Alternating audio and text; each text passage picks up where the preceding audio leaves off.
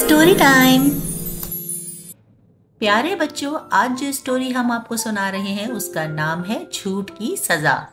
एक जमाने की बात है कि एक प्यारे से गांव में राजू नाम का एक लड़का रहा करता था। वो भेड़ों की देखभाल किया करता था। सुबह होते ही वो तमाम भेड़ों को लेकर पहाड़ी की चोटी पर चला जाता और शाम को उन्हें वापस ले आता था।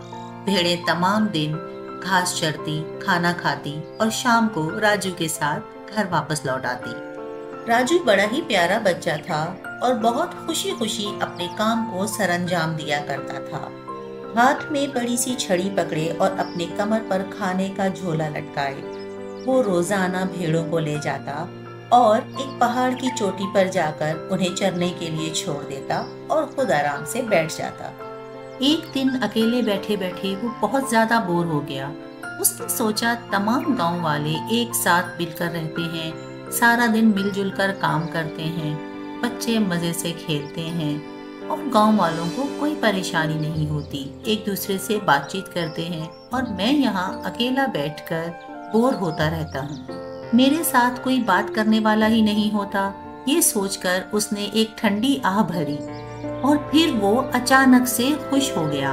ऐसा लगता था कि कोई बड़ा ही जबरदस्त सा आइडिया आ गया है उसके दिमाग में। वो झट से उठा, उसने भेड़ों की तरफ देखा और एक बड़ा सा पत्थर उठाकर जोर से गांव की तरफ फेंका। उसने गांव वालों को अपनी तरफ मुतवज्जा किया। गांव वाले अपने कामों में मसरूफ थे।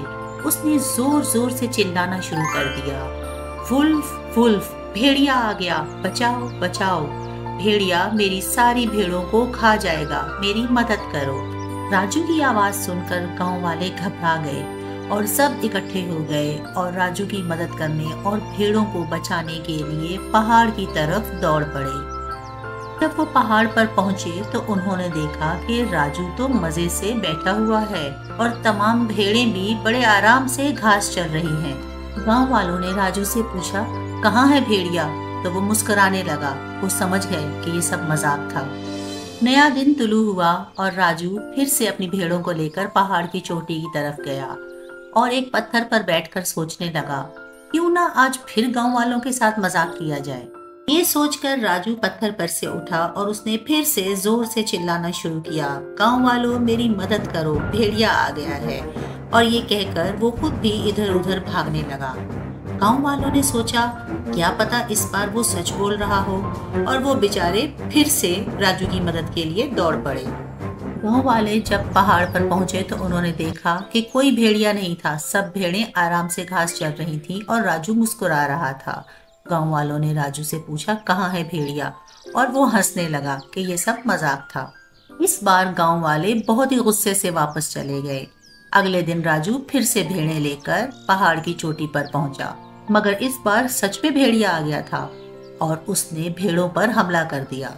भेड़िया एक एक करके सारी भेड़ों को मार रहा था। राजू बहुत जोर जोर से चिल्ला रहा था कि गांव वालों मेरी मदद को पहुंचो। उसने बहुत शोर मचाया, मगर इस बार गांव वालों ने उसकी बात का कोई असर न लिया।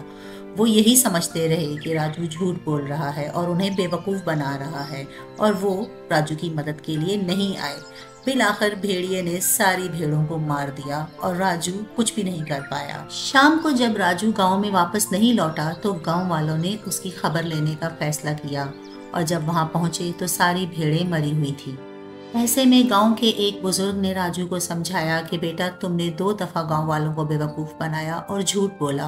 गांव वाले तुम्हारी मदद को पहुंचे, मगर तुम्हारे झूठ को देखकर वो दिल बर्दाश्ता हो गए और जब तुम्हें वाकई उनकी जरूरत थी तो उन्होंने तुम्हारे सच को भी झूठ जाना। इसलिए जिंदगी में कभी भी झूठ नहीं बोलना। राजू को समझ में आ गया था और राजू ने वादा किया कि वो आइंदा कभी ऐसी शरारत नहीं करेगा और झूठ नहीं बोलेगा।